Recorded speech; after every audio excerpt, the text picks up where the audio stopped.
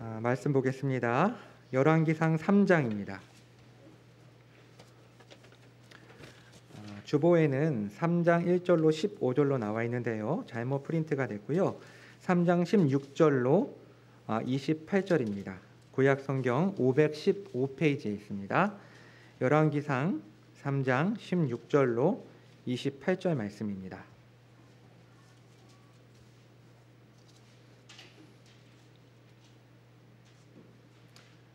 우리 한 절씩 교독하도록 하겠습니다. 그때에 창기 두 여자가 왕에게 와서 그 앞에 서며 한 여자는 말하되 내 주여 나와 이 여자가 한 집에서 사는데 내가 그와 함께 집에 있으며 해산하였더니 내가 해산한 지 사흘 만에 이 여자도 해산하고 우리가 함께 있었고 우리 둘 외에는 집에 다른 사람이 없었나이다. 그런데 밤에 저 여자가 내 아들 위에 누움으로 내 아들이 죽으니 그가 밤중에 일어나서 이 여종 내가 잠든 사이에 내 아들을 내 곁에서 가져다가 자기의 품에 누이고 자기의 죽은 아들을 내 품에 뉘었나이다. 아침에 내가 내 아들을 젖먹이려고 일어나 본즉 죽었기로 내가 아침에 자세히 보니 내가 낳은 아들이 아니더이다. 다른 여자는 이르되 아니라 산 것은 내 아들이요 죽은 것은 내 아들이라 하고 이 여자는 이르되 아니라 죽은 것은 내 아들이요 산 것은 내 아들이라 하며 왕 앞에서 그와 같이 쟁론하는지라. 왕이 이르되 이 여자는 말하기를 산 것은 내 아들이요 죽은 것은 네 아들이라 하고 저 여자는 말하기를 아니라 죽은 것이 내 아들이고 산 것이 내 아들이라 하는도다 하고 또 이르되 칼을 내게로 가져오라 하니 칼을 왕 앞으로 가져온지라. 왕이 이르되 산 아이를 둘로 넣어 그 여자에게 주고 가는 저 여자에게 주라. 그 산 아들의 어머니 되는 여자가 그 아들을 위하여 마음이 불붙는 것 같아서 왕께 아뢰어 청하건대 내 주여 산 아이를 그에게 주시고 아무쪼록 죽이지 마옵소서 하되 다른 여자는 말하기를 내 것도 되게 말고 내 것도 되게 말고 나누게 하라 하는지라. 왕이 대답하여 이르되 산 아이를 저 여자에게 주고 결코 죽이지 말라. 저가 그의 어머니이라 하매 같이 읽겠습니다. 온 이스라엘이 왕이 심리하여 판결함을 듣고 왕을 두려워하였으니 이는 하나님의 지혜가 그의 속에 있어 판결함을 봄이더라. 아멘. 오늘 말씀을 전해주시는 목사님은 서울에 있는 시광교회 이정규 목사님께서 말씀을 전해주십니다. 목사님에 대한 소개는 제가 여러분께 하지 않아도 여러분께서 익히 여러 강연과 그리고 또 도서를 통해서 서적을 통해서 만나셨을 줄로 압니다.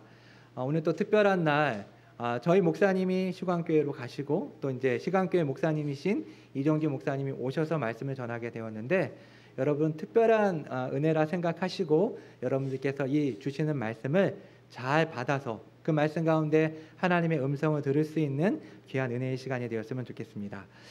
따로 저희는 환영하지 않겠습니다. 목사님 나오실 때 여러분 그냥 인사하도록 하겠습니다. 반갑습니다. 예, 감사합니다. 제가 목사님께 본문을 알려드릴 때 제가 잘못 알려드렸습니다. 그래서 주보에 잘못 인쇄됐는데 이 김영희 목사님은 이제 저한테는 그 좀 스승님과 같은 목사님이기 때문에 사실은 제가 이제 여기 와서 설교를 하면은 좀 약간 긴장되는 면이 있습니다. 물론 김영희 목사님이 안 계셔가지고 다행이긴 한데 약간 긴장되는 면이 있으니까 좀 떨더라도 여러분 용납해 주셨으면 좋겠고요. 저 인간이 얼마나 떨었으면 본문까지 틀렸을까라고 생각하시면 되겠습니다. 그리고 하나는 이제 제가 휴가 기간에 온 거거든요. 휴가 기간에 와서 제가 휴가 때라서 넥타이를 안 메고 왔습니다. 는 거짓말이고 넥타이를 가지고 오는 걸 까먹었습니다. 그래서 뭐 여기 계신 분들이 제 넥타이 보러 오신 분들은 아닐 테니까 그냥 용납해 주셨으면 좋겠습니다. 이 본문은 그러니까 이제 굉장히 잘 알려진 내용입니다. 이 본문에서 나온 이제 솔로몬의 판결은 되게 유명하죠. 그래서 기독교 신앙이 없는 분들도 이 솔로몬의 판결에 대해서 이제 아실 겁니다. 들어보신 적이 있을 겁니다. 실제로 법조계에서는 이 솔로몬의 판결을 가지고 하는 이제 법 철학과 관련해서 연구하는 논문도 있을 정도니까 굉장히 유명한 논문이죠. 본문의 내용은 굉장히 그러니까 되게 간단합니다. 두 여자가 있습니다. 그 두 여자 중에 이제 아이가 하나가 있는데요. 이 한 아이를 놓고 이제 이 아이가 내 아이다라고 서로 다투는 과정을 이제 솔로몬이 굉장히 지혜로운 판결로 진짜 어머니를 찾아내죠. 그래서 이제 이 아이를 반으로 나눠라라고 하니까 진짜 어머니가 그렇게 하지 말고 차라리 저 여자에게 주십시오 해가지고 이제 아이를 사랑하는 진짜 어머니를 발견했다. 뭐 이런 내용이죠. 굉장히 유명한 말씀이기도 하고, 그리고 이걸 보면서 이제 많은 사람들이 참 명판결이다 이렇게 얘기하는, 지혜로운 판결이다라고 얘기하는 본문이기도 하죠. 그렇지만 이 본문을 자세히 들여다보면은 좀 약간 낯설게 볼 때, 그러니까 좀 이해가 안 되는 미스테리어스한 부분들이 좀 있습니다. 최소한 두 가지 정도를 우리가 짚어볼 수 있는데요. 하나는 뭐냐면은 도대체 아빠 어디 갔냐는 거죠. 그렇죠? 네, 아버지는 어디 갔습니까? 이 여자 둘밖에 없고 여자 둘과 아이밖에 없습니다. 물론 이제 아빠가 어디 갔는지를, 그러니까 왜 없는지를 아는 것은 그렇게 어려운 일은 아닙니다. 둘 다 창기죠. 그러니까 아빠가 누군지 몰랐을 가능성이 높습니다. 그래서 둘 다 이제 아빠가 누군지 모르고, 그리고 이제 아이만 있는 거죠. 이 여자들이랑요. 그렇지만 또 하나는 이제 이게 더 좀 이상한 부분인데, 과연 이 여자가 주장하는 바가 사실인가 하는 겁니다. 본문의 내용을 좀 다시 한번 짚어보면 이렇습니다. 그러니까 16절부터 쭉 보면요, 창기 두 여자가 왕에게 와서 그 앞에 섭니다. 그래서 한 여자가 말하죠. 이제 여기서 말하는 한 여자, 이 두 여자 중에서 한 여자가 말을 많이 합니다. 나머지 한 여자는 이제 한 마디밖에 하지 않아요. 본문의 내용에 따르면요. 근데 이제 말을 많이 하는 한 여자의 주장에 따르면 이렇습니다. 제가 읽어드릴게요. 17절. 내 주여, 나와 이 여자가 한 집에 사는데 내가 그와 함께 집에 있으며 해산하였더니 내가 해산한 지 사흘 만에 이 여자도 해산하고 우리가 함께 있었고 우리 둘 외에는 집에 다른 사람이 없었나이다. 이거 굉장히 어려운 문제죠. 왜냐하면은 고대 근동에서 그때 CSI 이런 게 있는 게 아니란 말입니다. 그래서 무슨 뭐 유전자 감식 같은 걸 할 수가 없으니까 주로 이 목격자들의 증언에 근거해서, 그것도 이제 한 명의 증언은 받아들이지 않고 두 명 이상의 증언이 일치해야만 사건을 판결할 수 있었거든요. 근데 증인이 없어요. 여자 둘밖에 없었습니다. 그리고 둘 다 아기를 낳았어요. 하나씩 낳는데 이 아기는 3일 차이가 납니다. 근데 문제는 뭐냐면은 19절. 그런데 밤에 저 여자가 그 아들 위에 누움으로 그 아들이 죽습니다.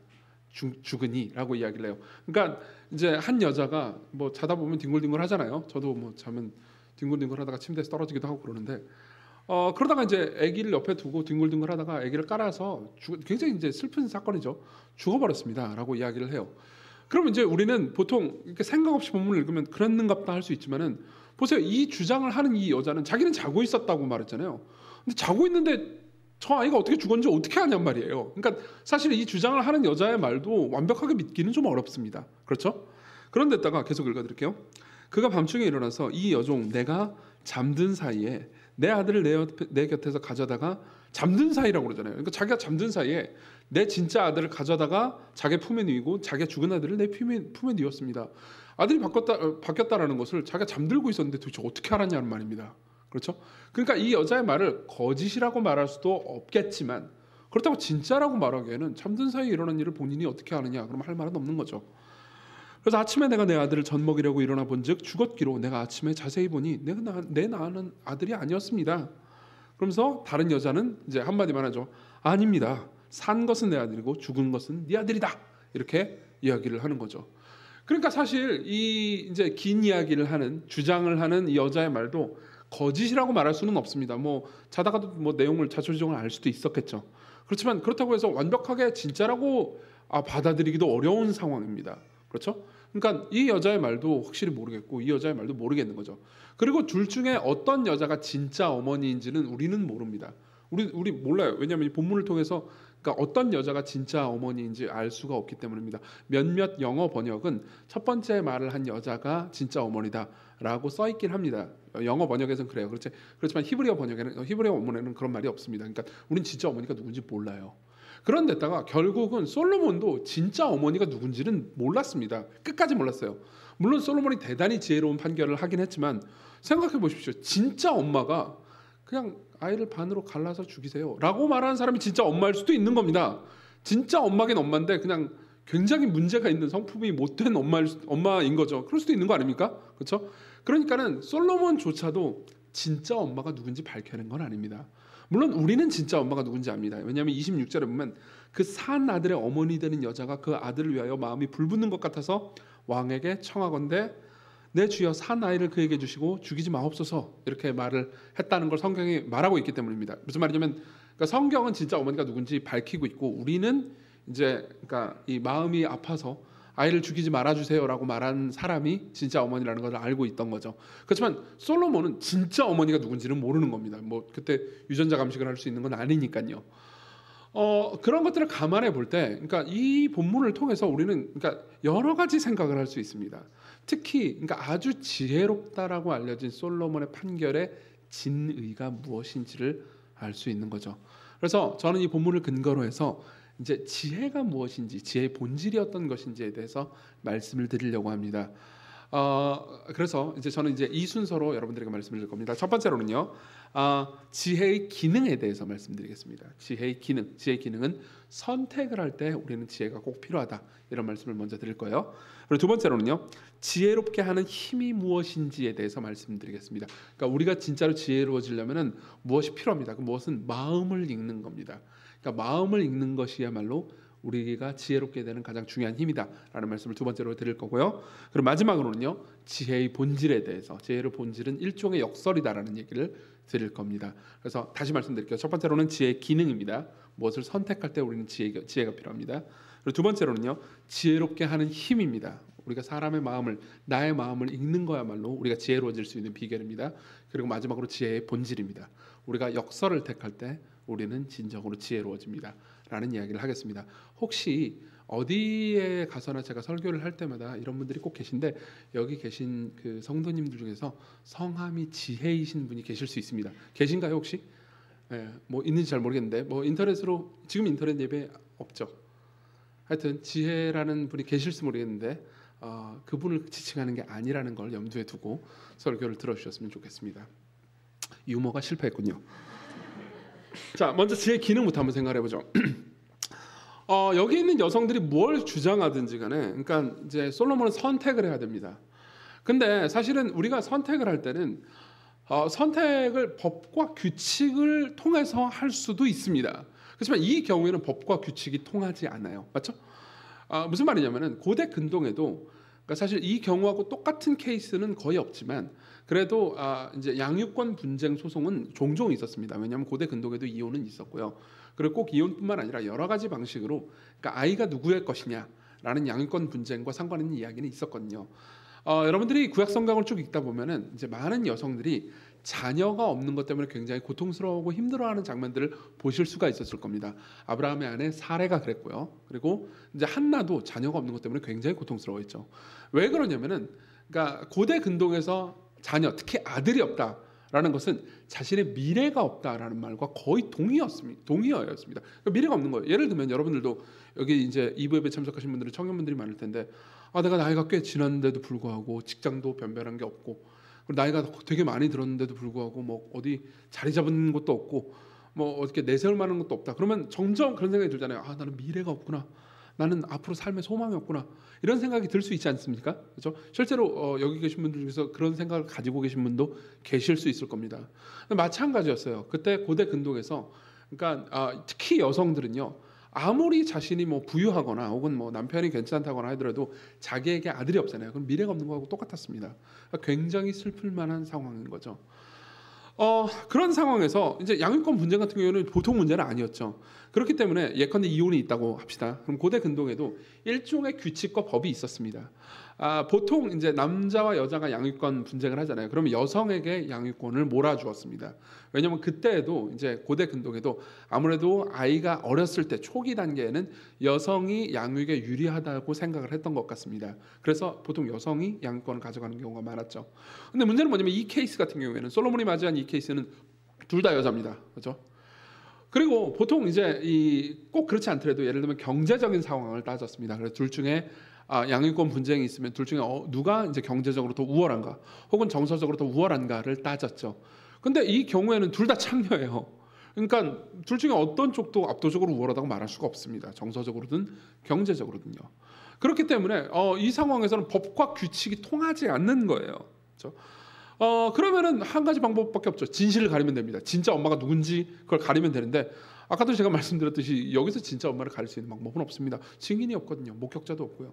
그렇죠? 이 둘이 심지어 아이를 낳았다라는 것조차도 본 사람이 없는 상황입니다. 그냥 두 여성의 주장만 있을 따름이죠.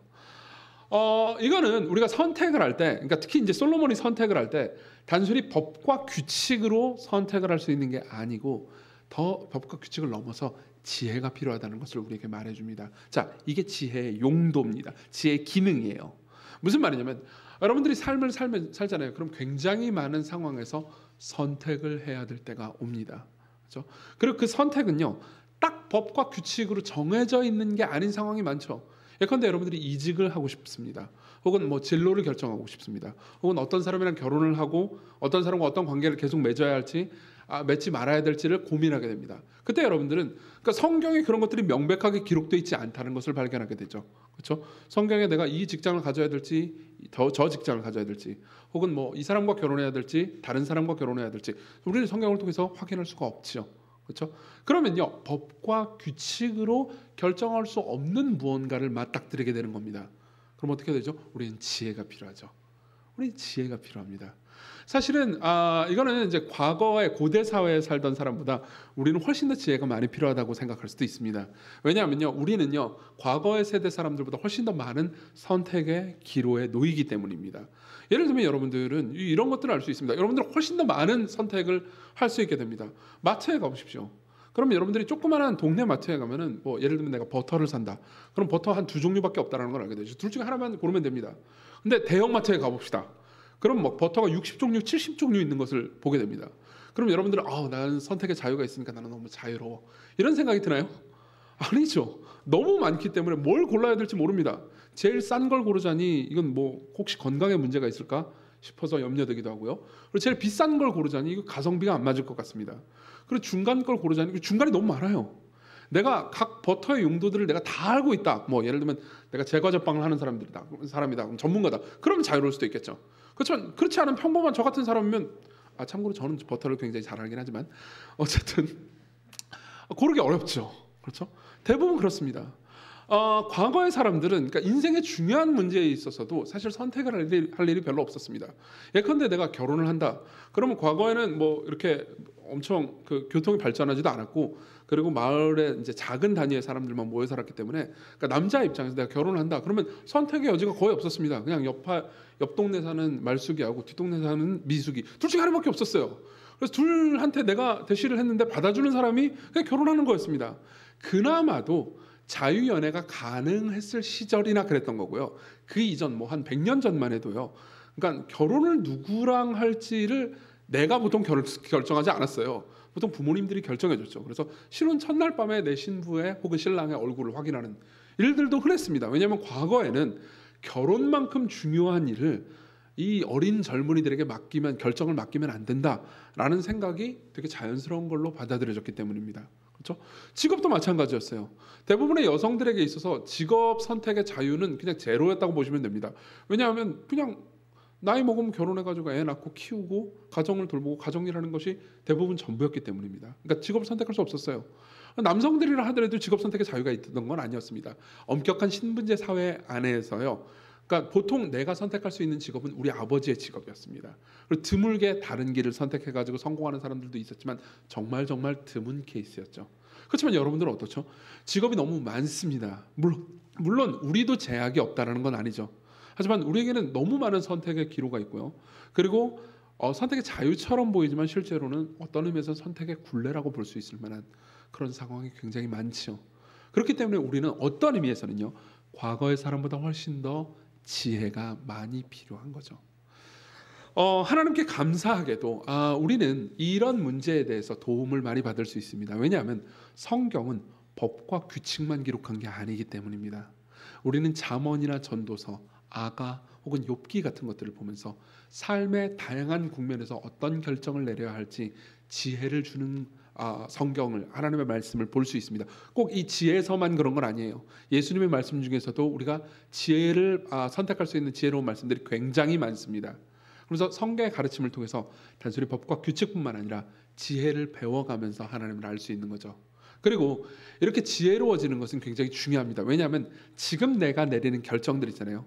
이 결정이 지혜로운 결정이었는지 아니면 어리석은 결정이었는지를 결정하는 것은 5년 혹은 10년 후에 그것이 드러나기 때문입니다. 내가 누구랑 결혼할지, 내가 어떤 선택을 내릴지. 예를 들면 여러분들이 젊은이들이라면 이런 생각을 하시는 분도 계실 겁니다. 그냥 광주에 남아 있어야 되나? 아니면 더 큰 기회를 찾아서 서울이나 또 다른 큰 도시로 가야 되나? 이런 것들을 고민하는 분들이 계실 겁니다. 그러기에는 내가 교회 문제도 걱정이 되고 너무 여러 가지 걱정들이 될 텐데, 이런 생각을 하는 분들도 계시겠죠. 물론 법과 규칙으로 당신의 결정이 이게 옳은 거고 이것은 잘못된 겁니다 라고 말하기는 어렵습니다. 하지만 여러분들은 이 상황에서 그러니까 좀 더 지혜로운 결정이 무엇인지 생각할 필요가 있는 거죠. 그렇죠? 지혜는요, 여러분들이 결정을 할 때 가장 중요합니다. 여러분들은 지혜로워질 필요가 있습니다. 이게 지혜의 기능입니다. 두 번째로 넘어가죠. 지혜롭게 하는 힘입니다. 어떻게 우리는 지혜로워질 수 있습니까? 23절부터 보면요, 이제 이 정황을 쭉 보겠습니다. 22절부터 읽을게요. 다른 여자는 이르되 아니라 산 것은 내 아들이고 죽은 것은 네 아들이라 하고, 이 여자는 이르되 아니라 죽은 것이 네 아들이고 산 것이 내 아들이라 하면서 왕 앞에서 그와 같이 쟁론하는지라. 고대 근동의 문화와 맥락을 아는 사람이라면은, 그러니까 이 창기 둘이 와가지고 왕 앞에서 감히 왕 앞에서 이 논쟁을 벌인다는 것이 얼마나 무시무시한 일인지를 알았을 겁니다. 근데 어쨌든 이런 일이 벌어지고 있어요. 근데 이제 왕 입장에서도 굉장히 곤란한 상황에 처했습니다. 23절. 왕이 이르되 이 여자는 말하기를 산 것은 내 아들이요 죽은 것은 네 아들이라 하고, 저 여자는 말하기를 죽은 것은 내 아들이고 네 아들이고 산 것이 내 아들이라 하는도다 하고. 이제 쉽지 않잖아요. 상황이 쉽지 않은 상황에서 어떤 이제 일을 하느냐, 이제 위협을 가합니다. 아이에게 위협을 가합니다. 24절. 또 이르되 칼을 내게로 가져오라 하니 칼을 왕 앞으로 가져온지라. 25절. 왕이 이르되 산 아이를 둘로 나누어 반은 이 여자에게 주고 반은 저 여자에게 주라. 물론 우리는 결론을 알기 때문에 이거 명판결이다 이렇게 말하지만은, 이 결론을 모르는 상황에서 이 얘기를 들었다고 합시다. 그냥 이상한 말입니다. 아니 왜 멀쩡한 아기를 죽여? 아이를 왜, 이게 말이 돼? 반으로 갈라가지고 나눠주면 둘이 만족할 거라고 생각했던 거야? 이렇게 생각할 수 있는 거죠. 그렇죠? 그러니까 되게 이상하게 보입니다. 근데 결과가 어떻겠습니까? 26절이 굉장히 중요한 구절이죠. 그 산 아들의 어머니 되는 여자가 그 아들을 위해서 마음이 불붙는 것 같습니다. 마음이 불붙는 것 같습니다. 여기서 솔로몬의 작전이 무엇인지 알 수 있죠. 솔로몬의 작전은요, 중요한 것에 위협을 가함으로써 마음이 어떤 상태인지 들통내는 거였습니다. 다시 말하면요, 무언가를 위협할 때 혹은 어떤 것이 위험에 처해 있을 때요, 우리는 우리의 마음이 어떤 상태인지 알 수가 있는 거죠. 예를 들면 여러분 생각해 보십시오. 어떤 사람이 있습니다. 어떤 사람이 돈을 잃을 위험에 있다고 합시다. 돈을 내가 더 많이 가질 기회가 있거나, 혹은 돈을 가지고 있는데 이걸 엄청나게 크게 잃을 위협이 있어요. 가족들을 너무 챙기면. 그러면 몰라, 이제 가족들이고 나 버리고 나는 돈을 더 벌 테야.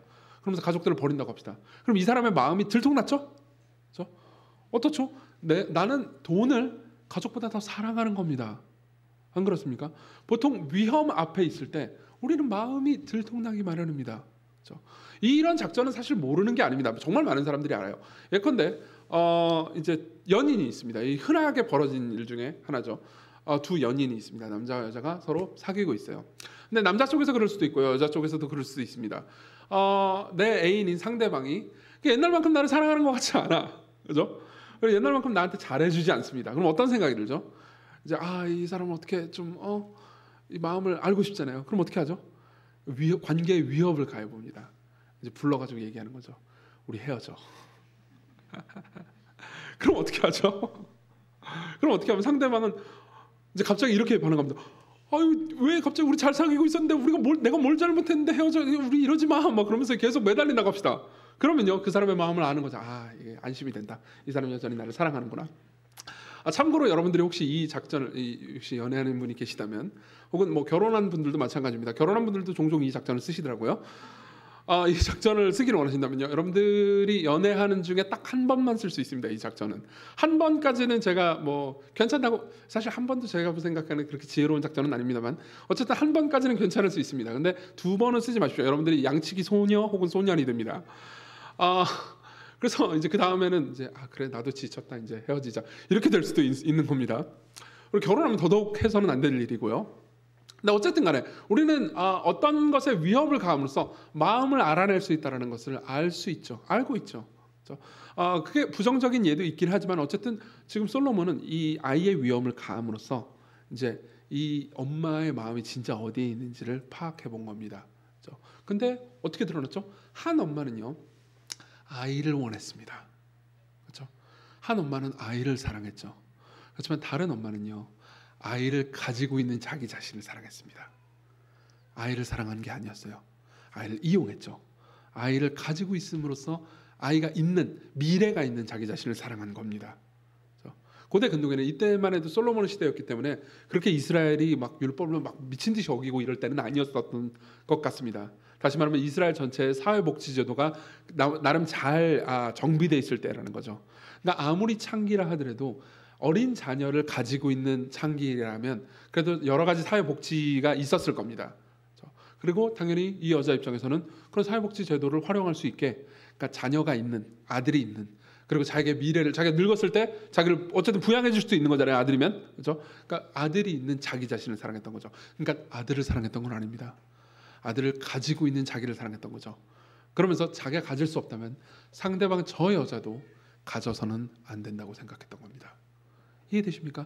그리고 마음을 들통내버렸죠, 솔로몬은요. 자, 여기서 우리가 알 수 있는 게 있습니다. 지혜는 주로 마음과 연관되어 있다는 거죠. 이 이야기를 좀 더 진행시키기 전에 저는 마음이라는 게 무엇인지 좀 정의할 필요가 있다는 생각이 듭니다. 마음은 무엇일까요?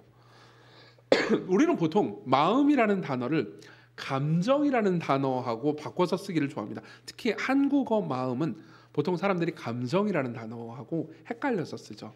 근데 실제로 이제 성경에 기록되어 있는 히브리어나 그리스어로 기록되어 있는 마음이라는 단어는 우리나라 말 마음이라는 단어하고는 조금 다릅니다. 성경이 말하는 마음은요, 그러니까 단순히 지식 혹은 감정 혹은 의지만을 말하는 게 아닙니다. 이 모든 것을 통틀는, 그러니까 내가 욕망하고 바라는 무언가를 가리켜서 마음이라고 말합니다. 이걸 한 단어로 정의하기 좀 어렵기 때문에 18세기의 신학자인자 동시에 목회자였던 조나단 에드워즈가 마음에 대해서 뭐라고 말했는지를 읽어드리겠습니다. 들어보십시오. 에드워즈의 말입니다. 마음이 가장 사랑하고 신뢰하는 것을 지성은 합리적이라고 여기고 감정은 탐스럽게 여기며 의지는 행동 가능하다고 생각한다. 다시 한번. 마음이 가장 사랑하고 신뢰하는 것을 지성은 합리적이라고 여기고 감정은 탐스럽게 여기며 의지는 행동 가능하게 여긴다. 무슨 말일까요? 예를 한번 들어볼까요? 여러분들이 이제 뭐 어떻게 보실지 모르겠지만 저는 이제 고기를 좋아합니다. 고기 좋아하게 생겼잖아요, 그죠? 고기를 굉장히 좋아합니다. 근데 이제 보통 인터넷에 건강 기사 같은 것들이 뜰 때가 있잖아요, 그렇죠? 그거 보면은 뭐 고기 좋다라는 기사는 거의 뜰 일이 없잖아요, 그렇죠? 뭐 고기만 너무 많이 먹으면 하여튼 네가 고지혈증에 걸릴 수도 있고 뭐 살이 찌고 어쨌든 빨리 죽게 됩니다. 뭐 이런 보통 대부분 이런 기사들이에요. 근데 간혹가다 가뭄에 콩 나듯 그래도 뭐 너무 야채만 먹고 곡물 위주로 식사하면 안 됩니다. 고기도 좀 먹어야 됩니다. 이런 기사가 올라올 때가 있어요, 그렇죠? 그럼 저는 어떻게 돼요? 제가 고기를 좋아한다고 그랬잖아요. 그러니까 이런 기사를 합리적으로 여깁니다. 이 간만에 좋은 기사가 나왔군. 이런 식으로. 그러면서 제 아내한테 이제 이런 기사도 있어. 그러면서 이제 아내에게 저의 이 못된 식습관을 방어하기 위해서 이제 써먹기도 하죠. 그러니까 합리적이라고 여깁니다. 이걸 제 이성이요. 그리고 마음은 탐스럽게 여기죠. 고기를 볼 때마다 막 식욕이 막 지금도 고기 먹고 싶네요. 어쨌든 점심 먹었는데.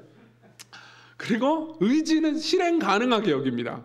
무슨 말이냐면 돈이 있잖아요. 돈이 제가 뭐 얼마 없어도 고기는 상대적으로 비싸잖아요. 근데 그러니까 보통 사람이면 이 정도의 돈만 가지면 고기 먹지 말고 이제 그냥 좀 약간 싼 음식 먹자, 뭐 빵 먹자 이렇게 선택할 걸 이 정도면 고기를 그래도 내가 마음껏 못 먹어도 먹게. 하여튼 대부분의 사람들은 고기를 덜 먹고 다른 일에 좋은 일에 쓰자 그러는데 저한테는 고기 먹는 일이 좋은 일이에요. 저 의지는 뭐예요? 행동 가능하게 여기는 거죠. 다시 한번 말씀드릴게요. 이성은 합리적이라고 여기고요. 감정은 탐스럽게 여기고요. 의지는 행동 가능하게 여깁니다. 이건 흔히 있는 일이기도 합니다. 어떤 사람이 있습니다.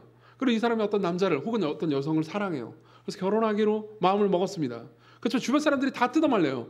지혜로운 사람들이 다 이렇게 얘기합니다. 이 사람 신앙도 없고 그리고 막 삶도 엉망진창이고 자기 관리도 잘 못하잖니. 성품도 누가 봐도 별로 좋지 않은 사람이야. 이 사람이랑 결혼하면 넌 정말 불행해지고 힘들 거야. 그러니까 생각을 고쳐먹어라고 막 말해줍니다. 그렇지만 이 사람의 마음은 사랑에 빠진 사람의 마음은 어떻죠? 내가 사랑하는 저 사람, 내 마음이 있는 저 사람 있잖아요. 저 사람을 보면서 이성은요 합리적이라고 여깁니다. 아, 왜 전도해가지고 복음 전하면 회심할 수도 있지. 내가 회심시킬 거야. 그죠? 그리고 그다음 뭐죠? 감정은 탐스럽게 여기고요. 의지는 실행 가능하다고요. 왜 매일 가정 예배 잘 드리면 되지. 얘 왜 주일날 잘 끌고 오면 되지. 여러분 안 됩니다. 걱정 마십시오. 안 돼요. 그렇게 잘 안 됩니다. 여러분들이 이 장년분들이 이렇게 계시니까 한번 물어보십시오. 가정 예배를 매일 그렇게 잘 드리고 있는지. 베샬롬 교회는 잘 드리겠죠. 어쨌든 무슨 말인지 이해되십니까? 핵심은 그렇게 결정을 해버립니다. 결정을 하면 5년 혹은 10년 뒤에 자신의 결정이 어리석은 결정이었는지 아니면 지혜로운 결정인지가 그때 당시에는 안 드러나죠. 5년 혹은 10년 뒤에 알게 됩니다. 이게 문제죠. 자, 보십시오. 내 결정이 지혜로운 것인지 지혜롭지 않은 것인지는 내 마음이 어디 있는지를 보면서 알 수 있는 겁니다. 그리고 여러분들은 보통 여러분들의 마음이 가 있는 것을 얻으려고 할 때 그것이 지혜로운 결정이라고 생각하게 됩니다. 저도 마찬가지예요. 여러분들이 만일 돈을 최고로 사랑하잖아요. 여러분들의 우상이 돈이잖아요. 그럼 여러분들은 항상 삶에서 돈을 더 얻는 것이 지혜롭고 돈을 얻지 못하는 선택이 어리석은 선택이라고 생각을 하게 됩니다. 계속해서 여러분들은 그렇게 생각하게 됩니다. A 직업과 B 직업이 있습니다. 그렇죠? 그래서 여러분들은 둘 중에 하나를 선택할 수 있습니다. 근데 A 직업을 선택하면요, 내가 돈을 더 많이 벌 수 있어요. 근데 B 직업을 선택하면 내 삶에서 의미와 가치와 내 은사와 맞긴 하지만 돈은 너무 적게밖에 못 법니다. 그럼 어떻게 하냐면 내가 돈을 제일 원하잖아요. 내 마음이 돈을 향해 있잖아요. 그럼 나는 A 직업을 선택하는 것을 지혜롭다고 생각하게 될 겁니다. 그렇죠? 그리고 그렇게 A 직업을 선택합니다. 근데 10년이 지났어요. 근데 문제는 내가 의미를 그리고 내 삶의 가치를 발견하지도 못하고 그리고 내 생각에도 그렇게 막 내 은사와 맞지도 않는데도 불구하고 단순히 돈을 많이 준다라는 이유로 A 직업을 선택했는데 그런 상태에서 직업을 선택하고 나서 10년 동안 일을 하는데 잘할 리가 없잖아요. 막 의미 있고 열정적으로 할 리가 없잖아요. 그러면 일을 잘 못하게 되죠? 그럼 어떻게 됩니까? 그 직업을 잃어버리게 됩니다. 혹은 그 직업에서 돈을 오히려 못 벌게 되죠. 되게 재밌지 않습니까? 돈을 원해서 이 직업을 선택했는데 결국은 돈을 잃어버리게 됩니다. 즉 10년 정도 지나서야 비로소 내 선택이 어리석은 선택이었다는 것, 내가 지혜가 없었다는 것을 알게 되는 거죠. 그렇죠? 우리는 우리가 마음에 둔 것을 얻는 것을 항상 지혜롭다고 여깁니다. 여러분들이 마음으로 어떤 사람이요, 좋은 대학 가는 자녀를 둔 나를 계속 사랑한다고 합시다. 자녀를 그냥 사랑하는 게 아니고 자녀가 좋은 대학에 가는 것을 내가 원하면서 좋은 대학을 간 자녀를 둔 나를 사랑한다고 합시다. 그럼 어떻게 되겠습니까? 자녀를 이용할 겁니다. 얘가 그냥 좋은 대학에 들어가도록 공부만 시키는데 정서적으로 케어하는 것보다는 그냥 공부만 해라. 교회도 가지 마. 공부해. 이렇게 하겠죠. 그리고 시간이 지납니다. 아이는 좋은 대학에 갈 수도 있습니다. 그렇지만 더 이상 내 자녀처럼 굴지 않습니다. 자신이 청소년기에 받았던 사랑받지 못함에 대한 원망과 분노 때문에 더 이상 부모를 사랑하지 않거든요.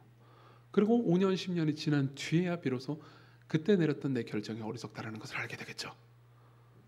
내가 어떤 사람을 애인을 혹은 내 남편을 혹은 내 아내를 집착합니다. 내 소유처럼 막 다루고 싶어요. 내가 이 사람을 컨트롤하고 싶어요. 그래서 마구 컨트롤했습니다. 그리고 그걸 자신은 스스로 이렇게 합리화했습니다. 나는 이 사람으로부터 사랑받는 사람 보고 싶어. 사랑받는 배우자이고 싶어. 제가 항상 제 아내한테, 저는 좀 약간 아내한테 애교도 부리고 그러거든요. 아내는 저리 가라 그러고. 근데 나 사랑받고 싶어, 아내한테. 그래서 맨날 매달리거든요. 그럼 이제 시간이 지나고 나서 이제 그게 어리석은 선택이라는 거를 이제 아내가 나를 더 이상 사랑하지, 이제 진정으로 사랑하지 않잖아요. 그래서 이제 내가 어리석었구나 이렇게 판단하게 되는 거죠. 제 얘기는 아닙니다. 여기 중에서 누군가는 이렇게 생각할 수도 있습니다. 이 시간 이 예배당에 와서 앉아 있어서 이렇게 지루하고 긴 설교를 오랫동안 듣는 것 자체가 어리석은 일이다라고 생각하는 분도 계실 수 있습니다. 그렇죠? 이 좋은 날, 바깥에 날씨도 화창한데 왜 여기 나와가지고 저 뚱뚱한 사람의 말을 계속 들어야지? 라고 생각하는 분들도 계실 수 있죠. 그런 분들이라면요, 지금 이 시간을 예배를 드리는 것을 어리석다고 생각하실 수 있습니다. 하지만 여러분 잘 들어보십시오. 한번 생각을 해보십시다. 그런 여러분들에게 제가 드리고 싶은 말씀이 있습니다. 정말 하나님이 살아계시다면요, 정말 하나님께서 살아계시고 자신의 사심과 일하심을요, 하나님의 아들이신 예수 그리스도, 사람이신 동시에 하나님이신 그분을 보내심으로써 자신의 존재를 입증하신 것이 사실이라면, 그리고 그분이 이 온 우주를 창조하셨을 뿐만 아니라 지금도 이 온 우주를 다스리고 지배하고 인도하고 계시다면, 그렇죠? 그렇다면 그분이 이 세상을 어떻게 다스리고 지도하시고 인도하고 계신지를 매 주일마다 이 자리에서 들을 수 있는 거라면 이 자리에 나와서 말씀을 듣는 것이 어리석은 일이겠습니까? 아니요, 그렇지 않을 겁니다. 혹시 여러분들 중에서 기독교 신앙을 아직 가지고 계시지 않은 분들이 있다면 이 부분을 잘 생각해 보십시오. 여러분들이 지금 어리석은 자리에 와 있는 게 아닙니다. 저는 대학교 다닐 때 종종 어리석었습니다. 제가 대학교를 다닐 때는요, 물론 저보다 나이가 많으신 분들도 계실 수 있겠지만, 이제 지금은 대학교 다닐 때 수강 신청을 다 인터넷으로 하잖아요. 근데 제가 대학교를 다닐 때는 이 인터넷으로 안 하고 OMR 카드에 그 컴퓨터용 사인펜으로 이렇게 칠해가지고 이제 수강 신청을 했거든요. 근데 그러다 보니까는 초기에 이제 첫째 주에는 나중에 이제 수강 신청 변경을 할 수 있단 말이에요. 그러니까 첫째 주에는 이제 보통 대학교 선생님들이, 교수님들이 출석을 안 불렀어요. 그러니까 그 날은 수업 시간에 빠져도 내가 결석을 한 게 아닌 거죠. 그래서 제가 이제 놀기 좋아하는 제가 어떻게 했겠습니까? 첫 시간은 다 빠졌죠. 그게 저는 그때 당시 지혜롭다고 생각했습니다. 아니, 날도 화창하고 3월 달에 벚꽃 피는데 내가 왜 수업 들어가가지고 고생을 당해, 이렇게 생각을 했죠. 저는 이제 그때 제가 지혜롭다고 생각했습니다. 근데 보통 여러분 생각해 보십시오. 수업 첫 시간에 뭘 합니까? 오리엔테이션을 합니다. 오리엔테이션 때 뭘 가르쳐 주죠? 이 수업에 뭘 배우고, 이 수업을 통해서 너희들은 뭘 할 수 있게 되고, 너희들이 시험을 언제 어떻게 보는데, 그때 나는 너희들에게 뭘 평가할 거고, 시험을 잘 맞으려면 뭘 배우고 공부해야 된다, 이걸 배우잖아요. 그렇죠? 근데 그걸 안 배우고 둘째 시간부터 수업을 듣는 겁니다. 그럼 당연히 어리석은 거겠죠. 그래서 제가 공부를 못했습니다, 여러분. 어리석은 거겠죠. 마찬가지입니다. 여러분들이 하나님의 말씀을 듣는 건 어리석은 일이 아닙니다. 이 세상 전체가 어떻게 돌아가고 있는지 오리엔테이션을 듣고 있는 것과 마찬가지니까요. 물론 이 시간에 여러분들이, 그러니까 직업 세계에서는, 학교에서 써먹을 수 있는 무언가를 배우는 건 아닙니다. 그렇지만 그보다 훨씬 더 높은 걸 배우죠. 그렇죠? 그리고 거기에 마음을 두도록 만듭니다. 여러분들이 마음에 두고 있는 어떤 것이 무엇이든 간에 그보다 더 나은 분이 계시다는 이야기를 듣습니다. 여러분들이 일주일 동안 살면서 많은 것에 마음을 둡니다. 그렇지만 그 많은 것보다도 훨씬 더 위대한 분이 계시다는 것, 그리고 더 깊이 여러분들의 마음을 만족시켜 주실 수 있는 분이 계시다는 것을 듣습니다. 그렇죠? 그리고 그분께 마음을 바꾸는 것은, 여러분들의 마음에 가장 큰 욕망을 그분께 두는 것은 어리석은 일이 아닙니다. 지혜로운 거죠. 지혜로워지고 싶으십니까? 여러분들의 마음이 어디 있는지를 살피십시오. 세 번째로 넘어가죠. 지혜의 본질을 말씀드리겠습니다. 이 전체 이야기를 통해서 우리는 그러니까 두 명의 지혜자를 볼 수 있습니다. 굉장히 지혜로운 두 명의 사람을 볼 수 있습니다. 우리는 얼핏 보면 솔로몬이 지혜롭군, 이렇게 생각할 수 있습니다. 물론 솔로몬도 지혜롭습니다. 근데 솔로몬뿐만 아니라 지혜로운 사람이 한 명 더 있습니다. 여인이죠. 아이의 진짜 엄마요. 먼저 솔로몬부터 생각을 해볼까요? 고대 근동의 그러니까 열왕기상을 썼을 당시에, 이 책이 쓰였을 당시에 이 책을 처음 읽었던 사람은 지금 우리가 이 책을 읽는 거하고는 좀 다른 느낌을 받았을 겁니다. 지금 우리는 솔로몬이 굉장히 똑똑하군, 지혜롭군, 이러면서 이야기가 끝나죠. 근데 고대 근동의 사람들은 그거에 놀라는 것보다 먼저 이거에 놀랐을 겁니다. 아니, 왕이 왜 이 창녀 2명의 판결을 해? 아니, 이건 하급 관리들이나 하는 일이잖아. 근데 왕은 나라의 중요한 일, 그리고 뭐 정치적인 판결, 이런 거를 하면서 그 자기의 위엄을 높이면서 자기의 명예를 드높여야지, 이런 하잘것없는 별것도 아닌 백성들을 친히 다 재판을 한다고, 이 사람들 가운데 억울한 일이 있는지 없는지를 다 판결한다고, 이 왕이 이런 일까지 한다고? 이 왕은 너무 지나치게 자신을 낮추는 걸? 이라는 생각을 했을 겁니다. 실제로 구약학자인 김지찬 교수는 이 본문에 대해서 주석하면서 이런 이야기를 합니다. 들어보십시오. 창기가 왕에게 나아가 직접 송사를 판결해달라는 장면은 고대 근동의 문맥에서 보면 매우 특이하다. 사회에서 가장 천한 계층의 여인이 솔로몬 앞에 나올 수 있었고, 솔로몬의 송사를 정말 지혜롭게 판단하였다면 이상적인 왕이라 아니할 수 없다. 이렇게 말합니다. 무슨 말입니까? 고대 근동의 다른 왕들이라면 이렇게 생각했을 겁니다. 아니, 내 채통이 있지, 내 명예가 있지, 나의 높은 자리가 있지, 어떻게 이런 이거 하찮은 창녀들의 판결을 내가 할 수 있단 말인가? 그러면서 이런 판단은 뭐 누가 가지고 오지도 않았을 거고요. 본인이 직접 이런 판단을 하려고 하지도 않았을 겁니다. 그나마 이런 골치 아픈 판결 같은 거는 아예 신경 쓰지도 않았겠죠. 그렇죠? 근데 이 왕은 다릅니다. 이 왕은 낮아집니다. 이미 우리는 그러니까 이 3장을 보잖아요. 3장 초반부에 보잖아요. 그러면 이 왕이 솔로몬이 1000번제를 주께 드리면서요. 그러니까 자기가 지혜로운 마음, 듣는 마음을 달라고 하나님께 구하는 장면을 볼 수 있습니다. 그렇죠? 물론 솔로몬은 그 이후에 이제 점점 어리석어지긴 합니다. 점점 삶이 결국은 이제 어리석은 선택을 하게 됩니다. 그렇지만 이때 솔로몬은요 다릅니다. 이때 솔로몬은 자기를 낮출 줄 알았습니다. 그렇죠? 정말로 나는 내 백성들을 보살피기를 원합니다. 이 백성들은 너무 중요한 백성들입니다. 하나님의 백성들 아닙니까? 그렇지만 나는 너무 작은 아이라, 그렇죠? 사실 이 상태에 애도 있는 그 아버지였어요. 그럼에도 불구하고 나는 작은 아이입니다. 저는 어떻게 출입해야 될지 알지 못합니다. 저에게 진짜 듣는 마음을 주세요. 저 사람들의 마음을 파악할 수 있는 그런 마음을 주세요 라고 하나님께 구합니다. 그리고 하나님께서 그것을 기뻐하셔서 그가 구하지 않은 것까지 다 주시죠. 그게 위에, 그러니까 열왕기상 3장 1절부터 15절의 장면입니다. 그러고 나서 16절부터 그런 지혜를 하나님께서 왕에게 주셨다라는 이야기가 나오죠. 이 왕은 어떤 선택을 합니까? 낮아집니다. 그리고 그 결과는 무엇입니까? 28절, 온 이스라엘이 왕이 심리하여 판결함을 듣고 왕을 두려워했죠. 오히려 사람들은요 왕을 높였습니다. 왕이 낮아졌기 때문에 왕은 도리어 높임을 받았습니다.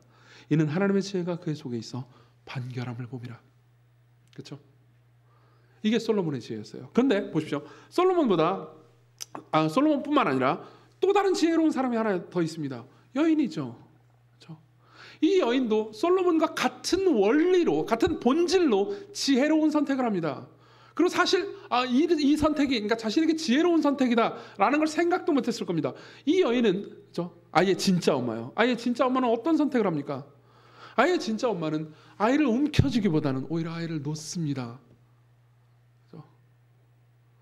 이 여인은 이렇게 말하는 것과 같습니다. 오 왕이시여, 저 아이를 쪼개지 말아 주십시오. 차라리 제 마음을 쪼개 주십시오. 저 아이를 불행하게 만들지 마시고 저를 불행하게 만들어 주십시오. 저 아이를 죽이지 마시고 제 마음을 죽여주세요. 이렇게 말하는 것과 같죠. 그리고 그 결과는 어떻게 됐죠?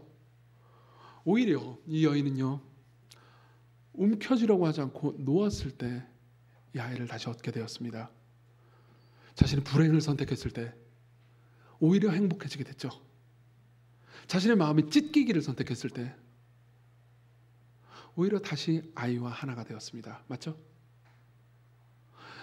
이거는요, 이 지혜는요, 성경에 나오는, 구약 성경에 나오는 지혜서뿐만 아니라 예수 그리스도께서 아주 도처에서, 복음서에서 제자들을 가르치셨을 때 말씀하셨던 지혜이기도 합니다. 우리는 도처에서 예수께서 이렇게 말씀하시는 것을 볼 수 있습니다. 마태복음 23장 11절 들어보십시오. 너희 중에 큰 자는 너희를 섬기는 자가 되어야 할지라. 누구든지 자기를 높이는 자는 낮아지고 누구든지 자기를 낮추는 자는 높아지리라. 무슨 말입니까? 예수께서는 이렇게 말씀하십니다. 낮춰라. 너희들이 말 속에 가서 앉아라. 그럼 오히려 높아질 것이다. 솔로몬 왕이 이랬죠. 그렇죠? 또 이렇게도 말씀하십니다. 예수께서는 이 사도행전 20장 35절은 바울이 예수님의 말씀을 빌어서 이렇게 얘기하죠. 범사에 여러분에게 모본을 보여준 것 같이 수고하여 약한 사람들을 돕고 또 주 예수께서 친히 말씀하신 바 주는 것이 받는 것보다 복이 있다 하심을 기억하여야 할지니라. 주는 것이 받는 것보다 복이 있다. 이게 말이 됩니까? 세상의 지혜로는, 그러니까 이 세상이 그냥 우리가 보는 물질로만 이루어져 있다고 여러분들이 믿고 있다면요, 이건 진짜 어리석은 선택 아닙니까? 그렇지만 예수께서는 이것이 지혜라고 말씀하십니다. 주는 것이 받는 것보다 복이 있다고요. 주는 것이 받는 사람보다 훨씬 더 행복하다고요. 또 한 구절 더 인용해드리죠. 요한복음 12장 24절입니다. 예수께서 말씀하십니다. 내가 진실로 진실로 너에게 이르노니 한 알의 일이 땅에 떨어져 죽지 않으면 한 알 그대로 있고 죽으면 많은 열매를 맺느니라.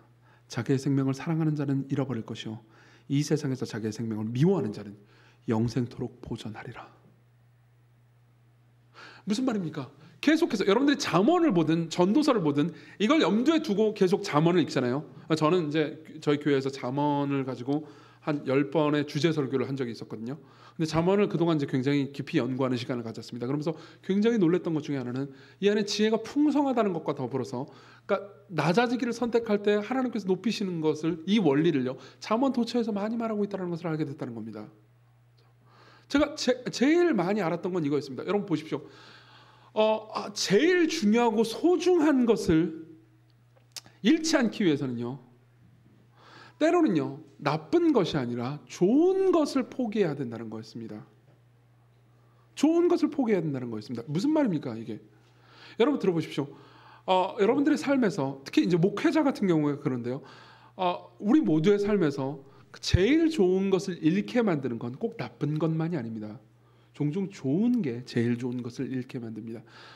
저는 목회를, 물론 김영익 목사님만큼 오래 하진 않았지만 어쨌든 10년 넘게 했습니다. 10년 넘게 목회를 하면서요, 제가 느꼈던 것 중에서 가장 충격적인 건 이거였습니다. 제가 삶을 살면서 제일 중요한 것을 잃게 만드는 것들은요, 항상 좋은 것들이었다는 걸요. 예를 들면 저는 이런 일들을 많이 겪었습니다. 목회가 너무 바빠서, 목회를 하느라 너무 정신이 없어서 하나님과 개인적인 교제를 누리지 않거나, 하나님께 기도를 하지 않거나, 하나님의 말씀을 읽지 않는 일을 하는 적이 있었습니다. 진짜 어리석은 일 아닙니까? 그렇죠? 사람들을 신방하는 건 좋은 일입니다. 당연하죠. 그렇죠? 그렇지만 그 일을 너무 집착적으로 하느라 하나님을 만나지 않는 것은 정말 어리석은 일이었죠. 종종 우리는, 여러분들 모두 마찬가지입니다. 여러분들이 하나님을 만나게 하는 것, 여러분들이 하나님을 움켜쥐게 하는 것, 하나님을 욕망하게 하는 것을 가로막는 것은 꼭 나쁜 것들이 아닙니다. 대부분 좋은 것들이죠. 그렇죠? 그때 우리는 내려놓을 필요가 있습니다. 움켜쥔 것을 펼 필요가 있죠. 예를 하나 들어드리죠. 여러분 혹시 거창고등학교라고 아시는지 모르겠습니다. 이 이름 그대로 거창에 있는 고등학교입니다. 그리고 미션스쿨이에요. 그리고 이 학교는 사립고등학교인데 이제 명문대를 많이 보내기로도 유명한 학교입니다. 그런데 이 학교에는 이제 직업 선택에 관한 10계명이라고 아마 들어보신 분도 계실 겁니다. 되게 유명한 10계명이 있습니다. 이 학교만이 가지고 있는 일종의 지혜죠. 이거는 이제 3대 교장이었던 전영창 선생님이 이제 한 여러 설교들을 10계명으로 만든 거라고 하는데요. 제가 읽어드리겠습니다. 읽어드릴 때 여러분들이 약간 되게 좋다라고 느낄 수도 있지만 되게 이상하다는 생각을 하실 수도 있습니다. 제가 읽어드리겠습니다. 직업 선택의 10계명입니다. 하나, 월급이 적은 쪽을 택하라. 둘, 내가 원하는 것이 아니라 나를 필요로 하는 곳을 택하라. 셋, 승진 기회가 거의 없는 곳을 택하라. 뭐? 넷, 모든 조건이 갖추어진 곳을 피하고 처음부터 시작해야 되는 황무지를 택하라. 다섯, 앞을 다투어 모여드는 곳은 절대 가지 마라. 아무도 가지 않는 곳으로 가라. 여섯, 장래성이 전혀 없다고 생각되는 곳으로 가라. 일곱, 사회적 존경 같은 건 바라볼 수 없는 곳으로 가라. 여덟, 한가운데가 아니라 가장자리로 가라. 아홉이 진짜 웃겨요. 부모나 아내나 약혼자가 결사반대를 하는 곳이면 틀림없다. 의심치 말고 가라. 열, 왕관이 아니라 단두대가 기다리고 있는 곳으로 가라. 저는 20대 초반에 이 직업선택의 10계명을 처음 들었는데요. 그때 되게 이상하다고 생각했습니다. 뭐 이런 말이 안 되는 얘기가 있어요. 아내가 반대하면 무조건 가라고? 예를 들면 아내가 우리 한국에 있지 말고 미전도 종족에게 복음을 전하러 우리 미전도 종족으로 가요. 그런데도 아내가 찬성하니까 무조건 반대하라는 건가? 저는 이런 식으로 보통 생각을 했습니다. 약간 삐딱하거든요. 생긴 것도 삐딱하게 생기지 않았습니까? 근데요, 나중에 알고 보니까 이제 이건 제가 이 10계명을요 법과 규칙이라고 생각했기 때문입니다. 이 10계명은 법과 규칙이 아니에요. 오히려 지혜죠. 오히려 지혜죠. 왜 그렇습니까? 보십시오. 3년 동안 고등학생들이요 계속해서 이런 이야기를 듣습니다. 그러면요 꼭 이 방식대로 선택을 하라기보다는 이런 세 개를 듣습니다. 눈으로 보이는 삶, 눈으로 볼 때 그냥 돈 많이 벌고 그리고 세속적으로 인기와 유명을 얻는 삶이 전부 다가 아니구나. 이 세상은 그 이상이 있어. 그보다 더 높은 가치가 있는 거야. 그보다 더 멀리 보아야 해. 라는 것을 주입받는 거죠. 이 세계 전체에 대해서 다시 생각하게 만드는 겁니다. 마찬가지입니다.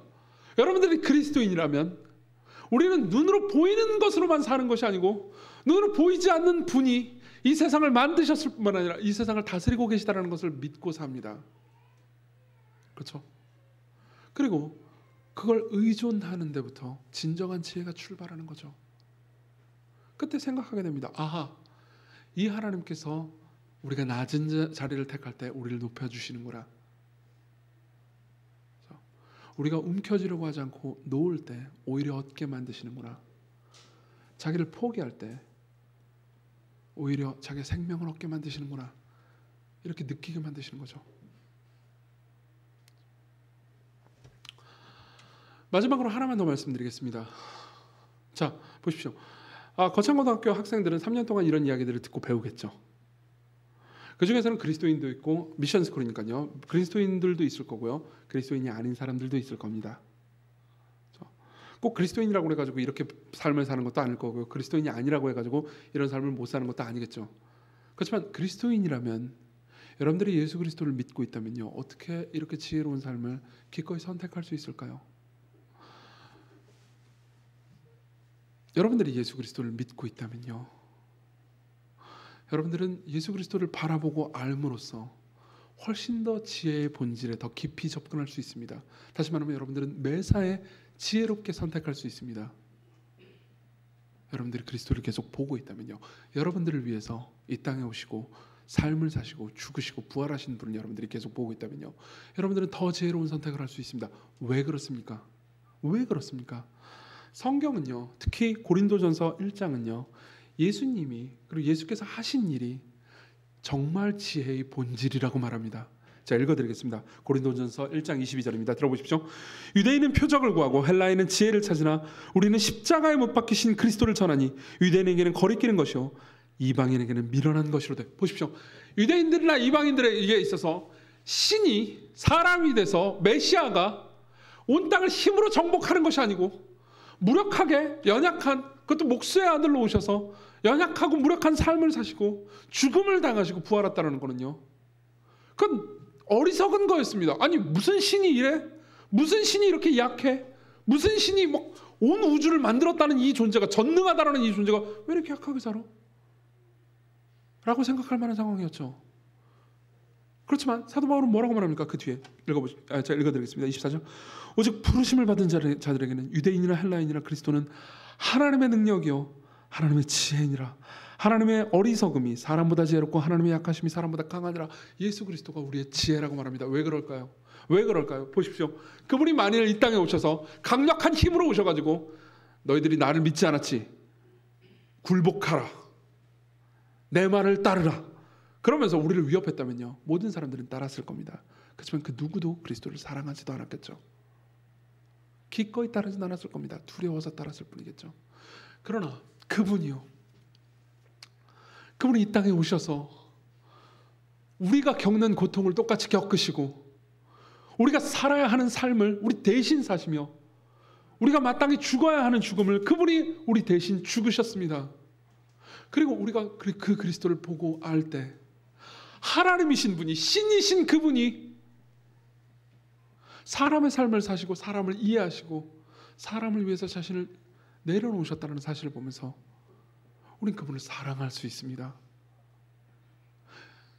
이것이 바로 예수 그리스도께서 선택하신 지혜였죠. 그분은 낮아지심으로써 높아지셨습니다. 그분은 죽으심으로 부활하셨습니다.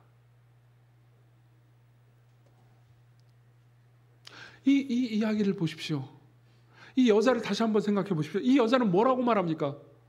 이 여자는 왕에게 이렇게 말합니다. 왕이시여, 저 아이를 찢지 마시고 내 마음을 찢어 주십시오. 저 아이를 불행하게 하지 마시고 저를 불행하게 만들어 주십시오. 저 아이를 죽이지 마시고 나를 죽여주세요. 여러분, 이 일이요, 이 여자가 했던 이 말이요, 사실은 예수 그리스도께서 성부 하나님께 하신 말을 가리키고 있다는 것을 알고 계십니까? 예수 그리스도께서 성부 하나님과 더불어서, 이걸 이제 신학적으로는 은혜 언약이라고 부릅니다. 죄송합니다. 구속 언약이라고 부릅니다. 신학적으로는 구속 언약이라는 말로 표현하는데요. 이 말은 잊으셔도 상관없습니다. 그렇지만 성부 하나님과 성자 하나님은 타락하고, 그래서 하나님의 진노와 저주밖에 받을 자격이 없는 우리들을 보시면서요, 성부와 성자가 서로 언약을 맺으셨습니다. 그 내용의 핵심이 뭔지 아십니까? 성자 하나님께서 성부 하나님께 이렇게 말씀하신 거였습니다. 오 성부 하나님, 아버지여, 저들을, 하나님의 백성들을 찢지 마시고 나를 찢어 주시옵소서. 저들을 불행하게 하지 마시고 나를 불행하게 하소서. 저들을 버리지 마시고 나를 버리시옵소서. 그래서 그리스도께서 선택하신 것이 십자가였습니다. 이것이 하나님의 지혜였죠. 이것이 하나님의 지혜였죠. 자신을 낮춘 솔로몬보다 더 나은 솔로몬이, 이 솔로몬이 가리키고 있는 솔로몬보다 더 위대한 왕이, 더 위대한 분이, 여기 있는 이 여인은 자신의 아이가 죽을 위협에 처할 뿐이었지만 예수 그리스도는 실제로 죽으셨습니다. 그리스도께서 이 찢긴 아이가 되셨습니다. 여러분들이 이 예수 그리스도를 안다면, 여러분들도 그리스도와 더불어서 여러분들 앞서 길을 가신 그분을 보면서 그분을 따라서 함께 낮아지실 것을 선택할 수 있습니다. 이것이야말로 이 세상을 운영하는 오리엔테이션인 거예요. 이것이 바보짓이 아니라는 것, 그리스도를 따르는 것이 바보 같은 삶이 아니라는 것을, 오히려 죽는 길처럼 보이지만 부활할 수 있는 길이라는 것을 알 수 있습니다. 바라볼 수 있습니다. 믿을 수 있습니다. 여러분들 중에서 아직 예수 그리스도를 마음으로 영접하지 않으신 분이 계실 수 있습니다. 아직 회심하지 않은 분들이 계실 수 있습니다. 그런 분들이라면 아마 이런 걸 한번 염두에 두셨으면 좋겠습니다. 어떤 사람이 그리스도인이 된다는 것은요, 그 사람이 삶에서 한번 낮아지기로 선택했다는 걸 의미합니다. 삶에서 하나님, 저는 저 스스로 더 나아질 수 없는 죄인입니다. 하나님, 저는 저의 선행뿐만 아니라 제 악행뿐만 아니라 제 선행도 회개해야 할 만큼 죄로 똘똘 뭉친 사람입니다. 저는 정말 낮은 사람이에요. 저는 문제 있는 사람입니다. 저는 하나님의 진노와 저주밖에 받을 것이 없습니다. 라고 고백했다는 걸 의미합니다. 근데 놀라운 게 뭔지 아십니까? 여러분들이 하나님 앞에 나아가서 주님, 저는 너무 무력하고 제 힘으로는 선을 행할 수 없는 존재입니다. 라고 말할 때 하나님께서 여러분들에게 선을 행할 수 있는 힘을 주십니다. 저는 죄인입니다. 라고 고백할 때 하나님께서 여러분들 의롭다고 선포하십니다. 저는 하나님의 진노와 저주밖에 받을 것이 없습니다. 라고 하나님 앞에 고백할 때 하나님께서는요, 여러분들을 그리스도 안에서 예수 그리스도만큼 의롭고 아름답고 영광스럽다고 여겨주십니다. 이게 지혜예요. 이게 회심의 지혜입니다. 삶의 다른 모든 분야에서도 마찬가지일 겁니다. 여러분들이 낮아짐을 선택할 때 하나님께서 여러분들을 높이실 겁니다. 여러분들이 이웃을 위해서 놓기로 선택할 때 하나님께서 여러분들을 채우실 겁니다. 그것이 꼭 무슨 여러분들을 부유하게 하거나 뭐 더 높이거나 명예롭게 한다, 이런 원칙 같은 것이 아닙니다. 오히려 지혜죠. 그리스도를 보십시오. 그리스도께로 나오십시오. 그분이 여러분들을 위해서 하신 일을 바라보십시오. 그때 여러분들은 기꺼이 그리스도를 마음에 품고, 그리고 즐거이 그분이 선택한 길을 따를 수 있게 될 겁니다. 기도합시다.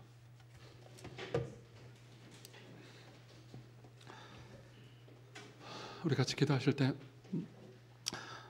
주께서 오늘 말씀을 통해서 여러분들 각자에게 베푸신 말씀들이 있을 겁니다. 그걸 잡고 기도하시면 좋겠습니다. 그리고 무엇보다 우리를 위해서 낮아지심을 기꺼이 선택하신 예수 그리스도를 보고, 그리고 그분이 그러한 지혜를 선택하신 것을 보고 우리가 함께 지혜로워질 수 있게 해달라고 구합시다. 우리도 낮아질 수 있게 해달라고, 우리도 가장 좋은 것을 위해서 때로는 좋은 것마저도 포기할 수 있는 용기를 가질 수 있게 해달라고, 우리도 낮아지는 것을 즐거워하며 주께서 우리를 높이실 날을 소망할 수 있게 해달라고 같이 간절히 기도하겠습니다.